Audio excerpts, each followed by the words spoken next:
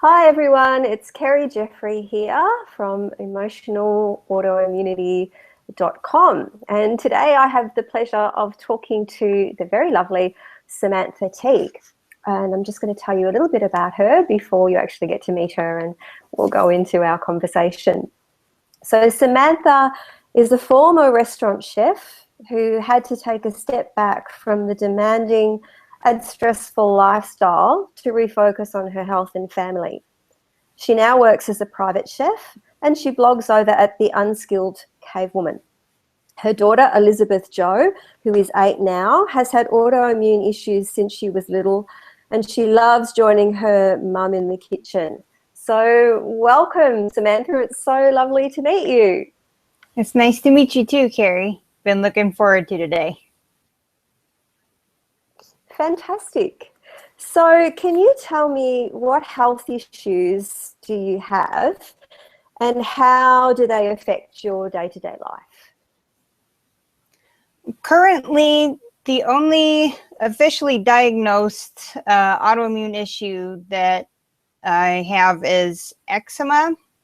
And I've been struggling the past couple years trying to find a doctor that has enough patience to do all the testing to figure out what else is wrong. But as far as my own research goes, I know I suffer from fibromyalgia, chronic fatigue. I've got arthritis here and there, some creaky joints, and generally sometimes not feeling all that great. We have some great days too, though.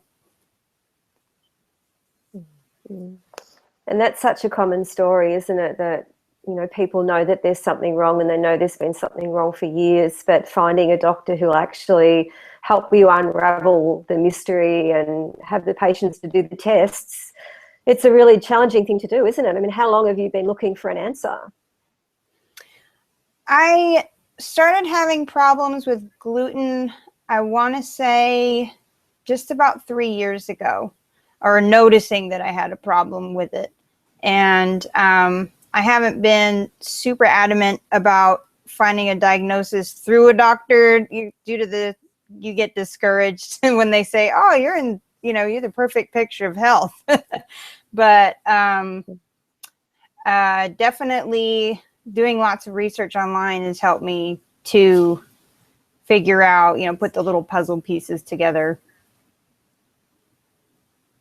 And the online information is just so essential. I mean, I wouldn't have probably been able to get anywhere near as healthy as I am now without all the information online. Thank goodness for it, because if you were just left with the doctor's word, it would be like stumbling around in the dark and feeling sicker and sicker. So thank goodness for the internet. It's a wonderful thing. Yes. It's definitely a blessing. Yeah. And your daughter has issues. When did you find out about that? Since she was a baby, she had just chronic sinus infections. She was always getting sick. I think we want to say we had about a 2-year break there where she wasn't getting chronic sinus infections. And that was after I had found out about special diets and trying to instill some of that. Of course, at that point, 4 or 5-year-old, she was about 4 or 5 at the time, and that's hard to change their diet, to something that's not macaroni and cheese. But we do what we can now, and she knows that she, if she eats a lot of sugar or a lot of grain or a lot of dairy, she's going to break out. She has eczema / psoriasis issues as well, and we definitely notice an improvement in her health when she eats the way that we should when we have those autoimmune issues. So she's a champ. It is really hard. It is very, really hard when they're little to make those changes. So yeah, and I think that's the only reason they can sort of understand when they feel the consequences in their own body, and they can get that cause and effect. And that, I'm sure you're a great inspiration to her by modeling that behavior, which is fantastic. Yeah, she'll tell people sometimes that's not organic, or this is what gluten is. And she's very smart. She knows a lot more about all of those allergenic type foods at her age than I ever did at that age. So she's a smart one. Mm. So what was the hardest part for you emotionally about coming to terms with the fact that you have an illness and you were going to have to do something about that? I think the hardest part, I know the hardest part because sometimes I still struggle with it, is just slowing down, not letting stress, that everyday American go-to, work hard, play hard type mentality, learning how to tone that down and not feel lazy. And of course, I, in the beginning would still push myself a lot and wonder why, I was feeling worse. And now I know the connection, but definitely slowing things down was really hard for me. You feel like at and it must have been. Oh, I'm sorry.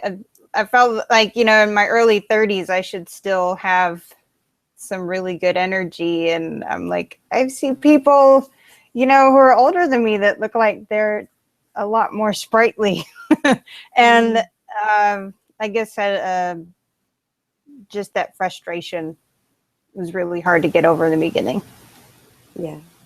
Yeah. And it really is hard to wrap your mind around that. I mean, there's a lot of guilt involved, isn't there? Because you sort of tell yourself, I should be doing more. I should be pushing a bit harder. Maybe I'm just not disciplined. Maybe I'm, there's something lacking in me. As I can certainly relate to that, because up until I didn't know I had an illness basically until my body nearly stopped working. So right. I just thought I was one of those people that wasn't very motivated. And I really had to push myself to do anything, and that was just the way that I am.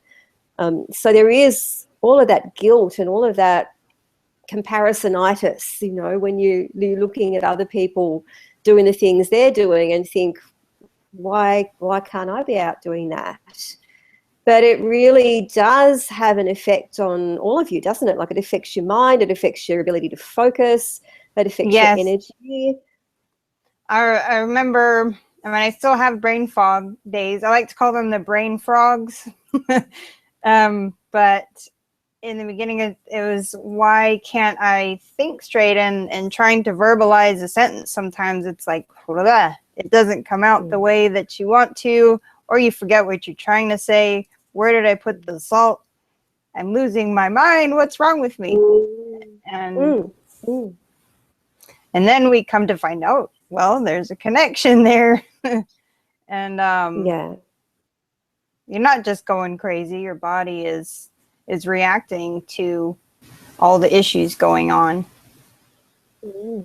Yeah.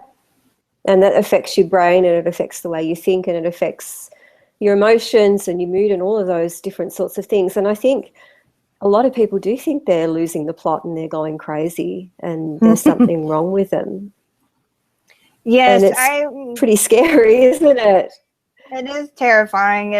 I remember I suffered, and I still sometimes do, it just depends on if we're having a bad day, but it was a daily occurrence where I was afraid to leave my home. I hated to think of having to drive to work, and what if I pass out because I feel so weak, or I'm having an anxiety attack because I barely got the strength to muster myself out of bed, and now I'm going to go out into the big world.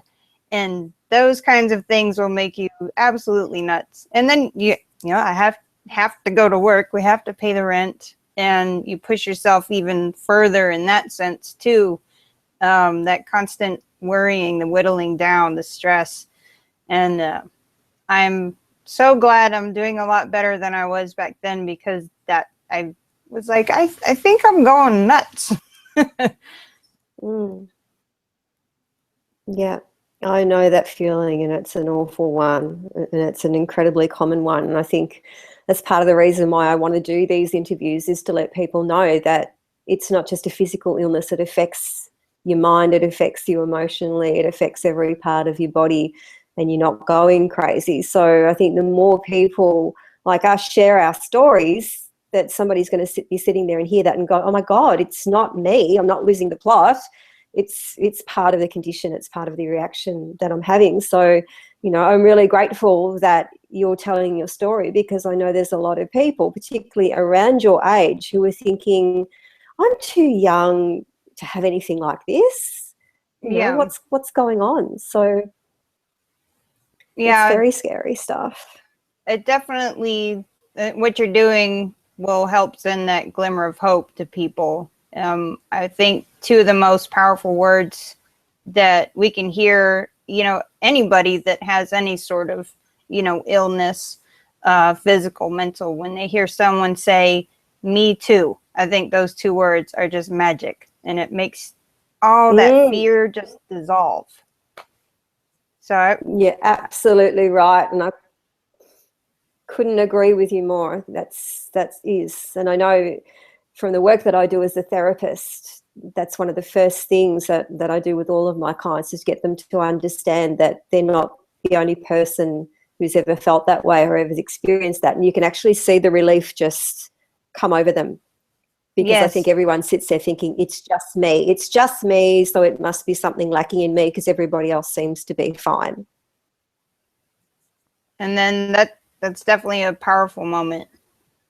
You know, it's not just me, there's someone else. And also look at them, they're doing great. What can I do so I can be that healthy too?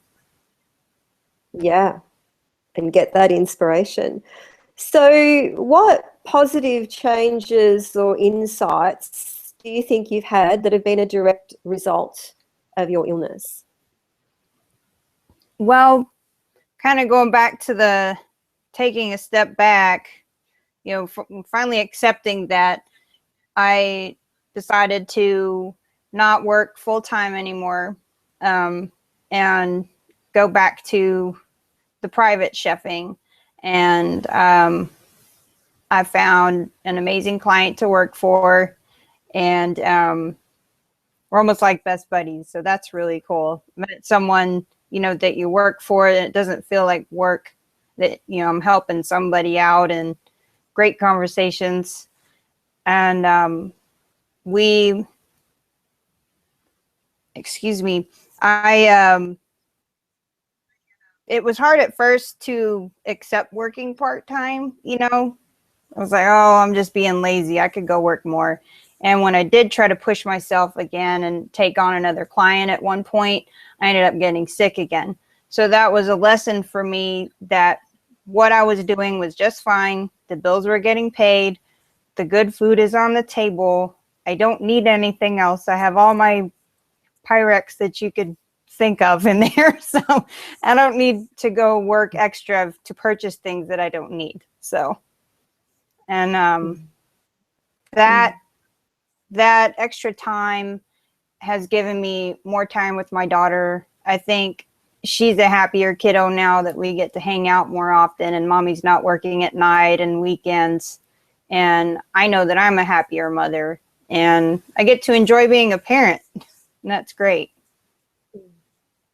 Mm, it is. And sometimes taking that step back, even though it seems like a really hard decision, step that you make. And I know in my case, I'm living a smaller life, like a smaller, simpler life than I was. And I had a lot of resistance about that for quite a long time. But I'm finally coming to terms with that now, that my life is simpler and my life is smaller in that sense, in terms of what I'm doing. Like, I'm working part-time, but I'm grateful to be able to work.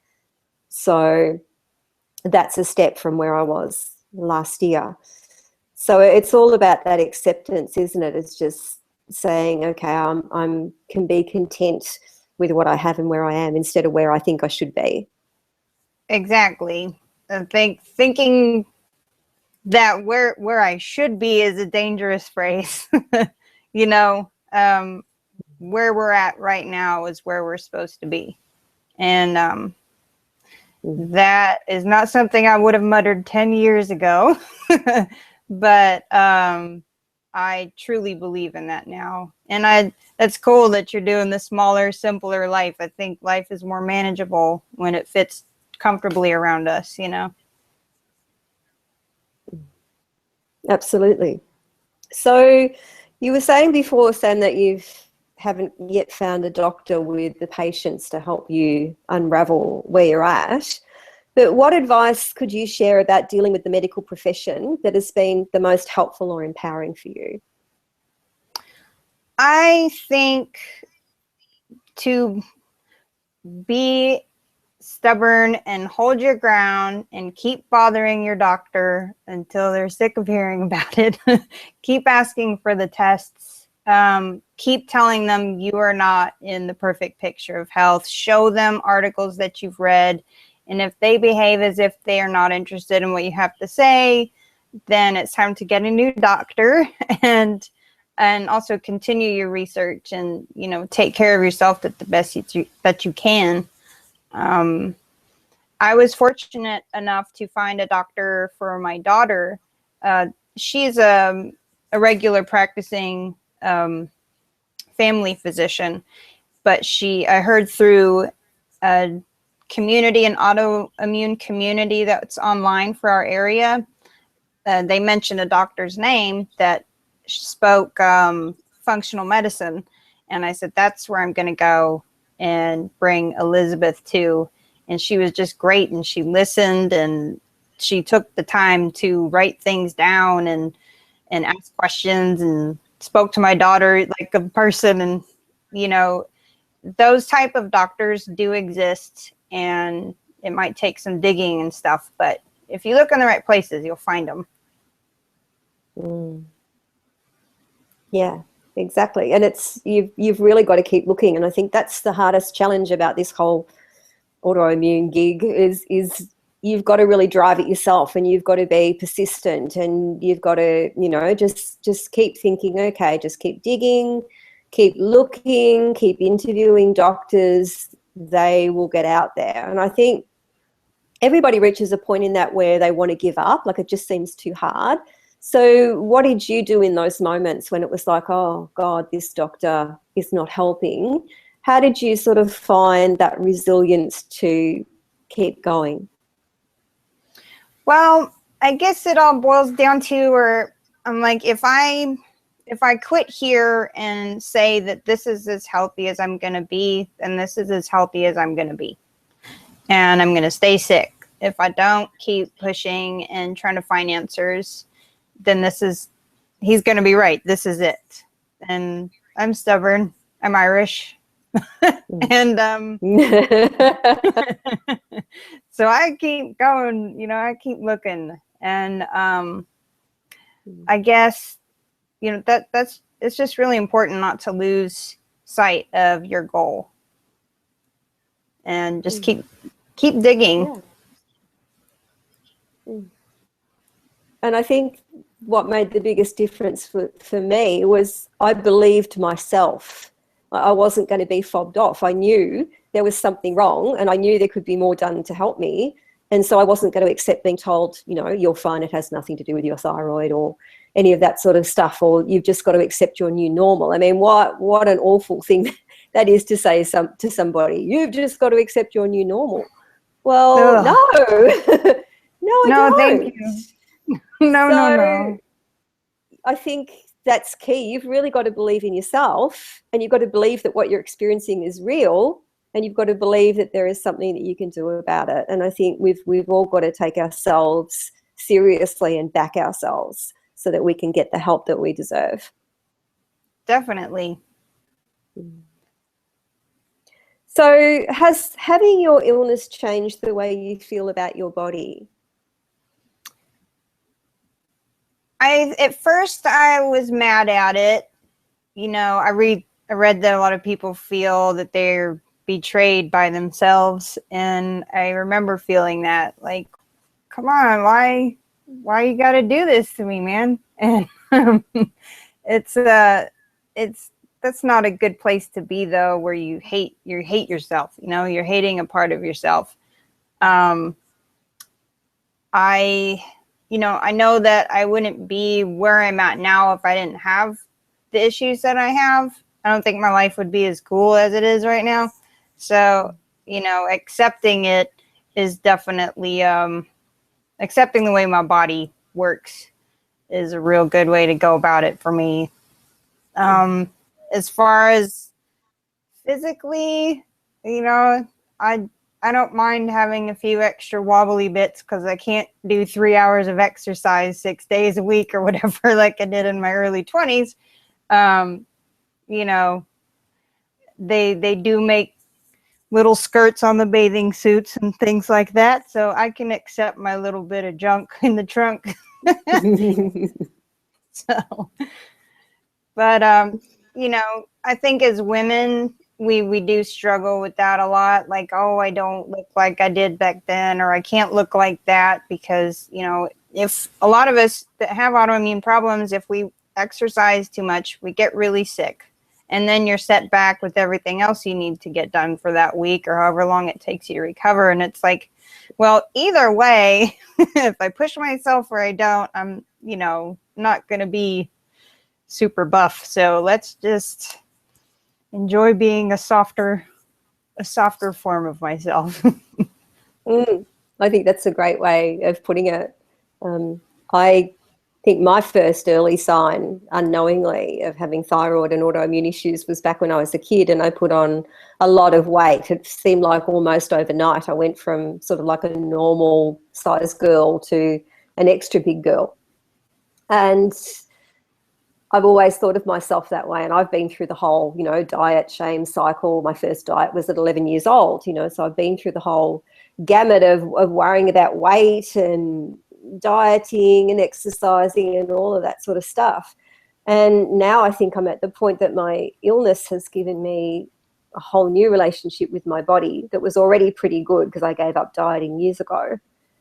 But I think it's just that acceptance now. I know my body is fighting a battle I can't see every day with trying to deal with and heal the multiple issues it has going on. So whatever size or shape my body needs to be in order to do that, I'm happy with that. And Yes. I just trust that it will find a place where it's happy, because health is more important than what you weigh on a scale. And Exactly. your ability to function and have energy to do the things that you want to do is much more important than, as you say, having a few extra lumps and bumps. It's just, you've got to get to a really realistic place, don't you, about what's really important. Yes. Having that a realistic, positive body image is really important. And it takes some work to get there. It doesn't happen, instantly.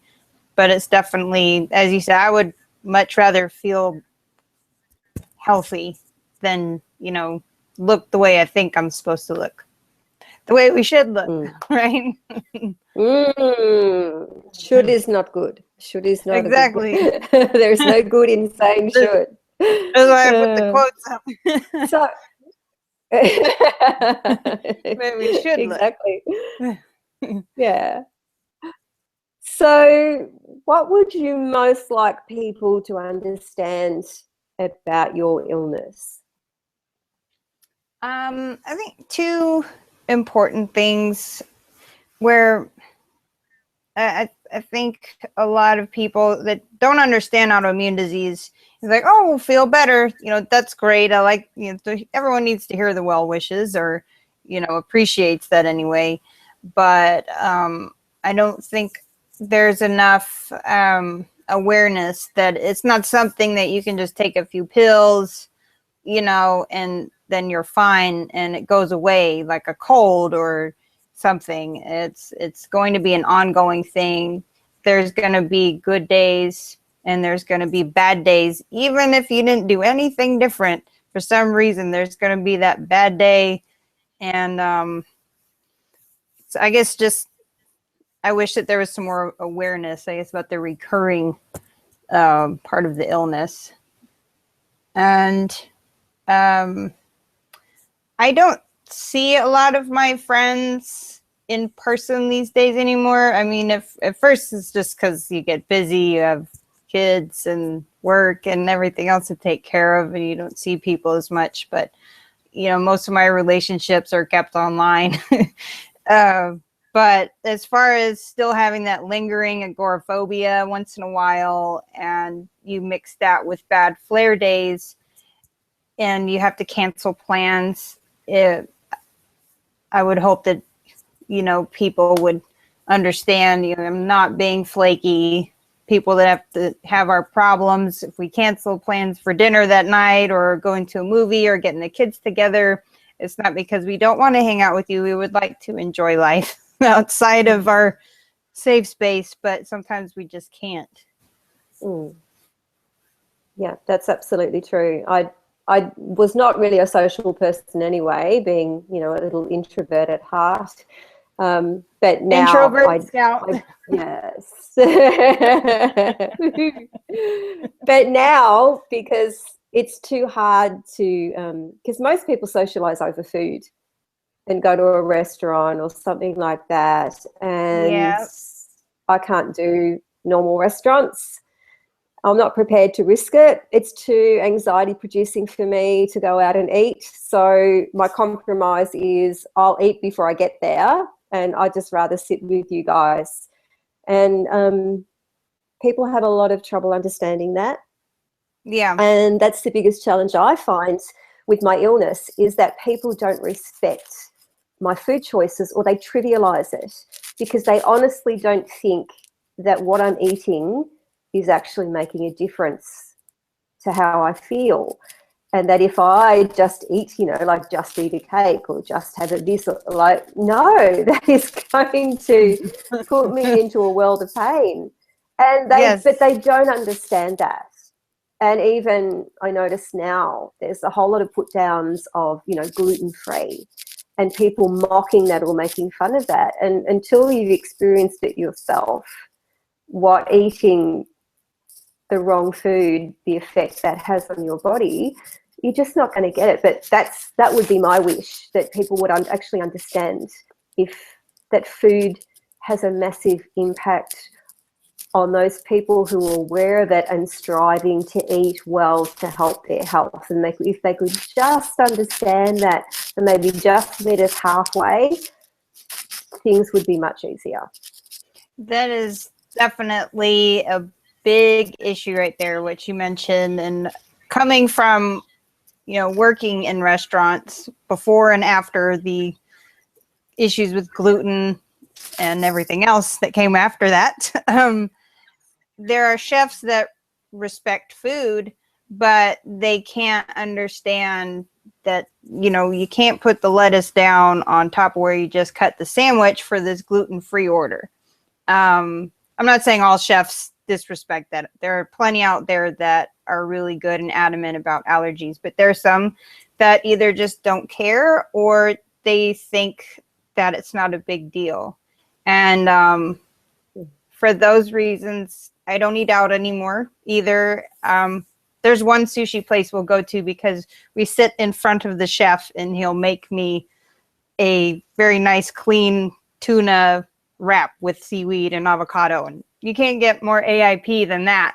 So, but other than that, it's not fun going out to eat anymore. It's too much at risk. Too much at stake, exactly. Is what I meant to say. Yeah. And it's not just going to be one day. If I get accidentally glutened, it could put me out of action for weeks. Yeah. So it's just not worth it. And I wish people would understand that and really start to get it. So hopefully by more of us talking about it, it will help raise awareness and people will start to get it. So what changes have you made to your life to help you create better health? And what were the most challenging changes that you made? I think the most challenging, I'll start off with that one, was becoming unbusy. Even after cutting my hours in half that I work outside the home, I would just sit for, on my days off, looking around what needs to be done. Trying to push myself to get extra things done. I guess maybe I was bored or feeling like I was being lazy. So in a sense, I was still working when I should have been resting. Learning how to meditate, how to go outside, get that natural vitamin D, connect with nature, those things didn't come easily to me. And I still try to push myself to get outside more, even if it's just for 5 minutes, you know. I would like longer, but I'm the introvert and I can be kind of a hermit. So, I feel you. Yes. I'm glad you know what I'm talking about, because Oh yeah. I like my cozy space where everything is right where I need it and I'm safe. But the biggest thing I have been able to, or I came across, was the autoimmune protocol. I came across that by accident. I had come to a point where I had been on a paleo diet for, I don't want to say a full year, but it was a while. And I had even tried veganism, vegetarianism, raw food diets. I felt like I had done everything I could to try to see what was I putting in my body that was hurting it so much. And I was at the point of just giving up and saying, well, this is how I'm supposed to feel, I guess. I guess this is how the rest of my life is going to go. I'm going to be sick. It's going to be hard to get out of bed. My muscles are going to hurt. My joints are going to be stuck together. And I accept this. And I was looking for meal planning online to help make my life easier. And it was 20 dishes. Yeah, 20 dishes. And on their list of types of special diets, there was paleo, and then there was autoimmune paleo.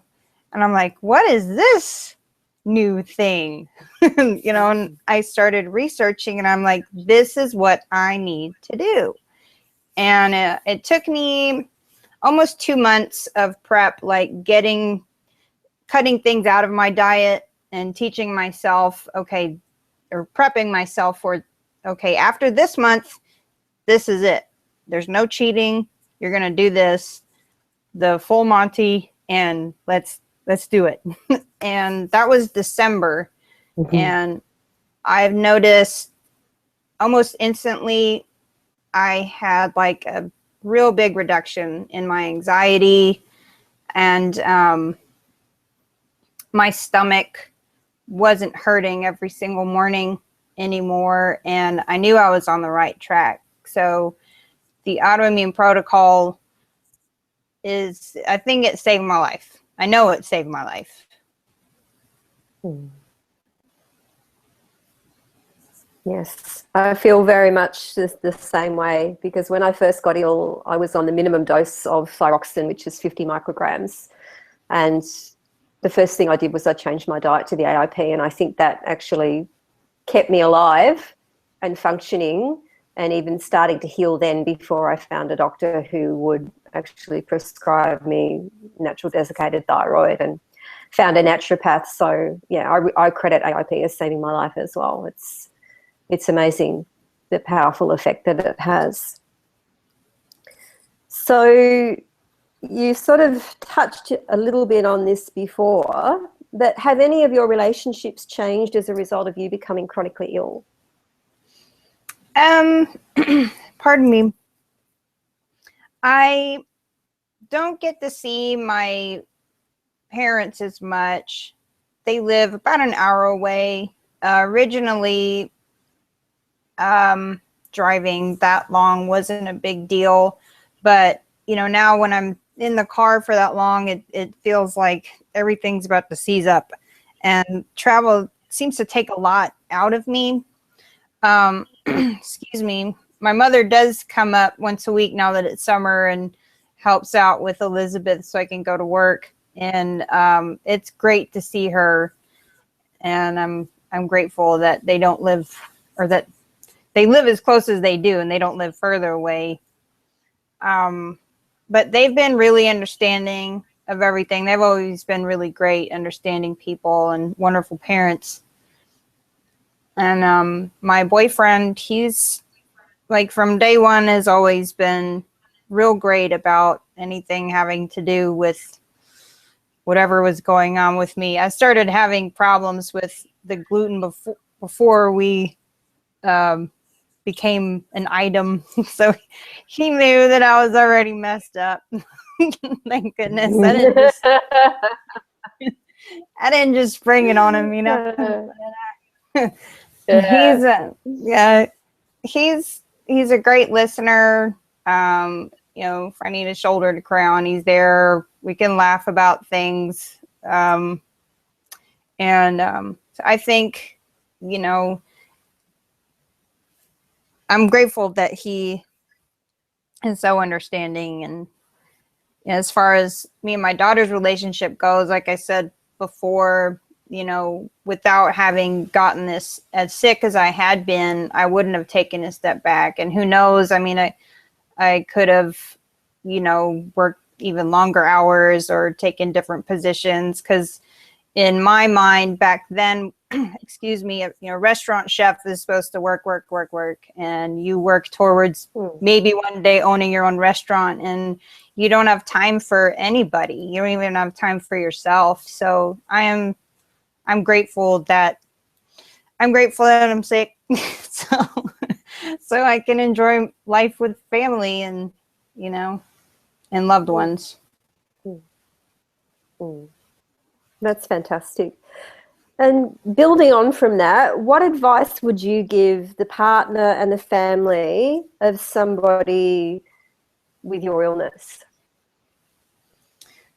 If they didn't know, you know, what was going on, to pay attention and listen and believe what your partner or your family member has to say, and help them get help. And sometimes just the best help is being a good listener, because I know that I can be a big whiner. So I'm sure someone else has that in them too, and they're not feeling that great. So maybe, you know, listen to the whining, and you don't have to absorb it, but, you know, help them if they need help. And definitely know that, you know, if they're not being as attentive as a partner or, you know, family member as they once used to be, it doesn't have anything to do with you. It's them. It's their body that's taking them away for a bit. Yeah. And as we mentioned, to understand that it's not just a physical thing, it's an emotional thing, it's a psychological thing. So many autoimmune conditions create anxiety in the brain. It's not something the person's doing. They're not a worrier or anything like that. And I know, as someone who helps people with anxiety, that's what I do. And I've overcome panic attacks and things that I had from when I was much younger. And I know the anxiety I experienced when my thyroid failed was totally different to any other anxiety I'd had in my life. It's physiologically driven. And so, you know, the person that you think you know and love may be behaving in a way that's totally different, but it's not them. It's not the way they're thinking, or it's not the way they're worrying. It's actually something that's going on in their body.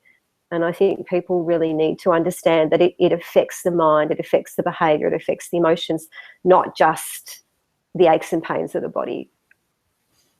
Definitely. And I think that right there is where people get misdiagnosed. You know, you go to the doctor and tell them, I feel this way, or I'm depressed, or I'm having anxiety attacks or insomnia. And then you get a cocktail of pills that treat those symptoms, but the thing that's causing it remains there, and it gets worse.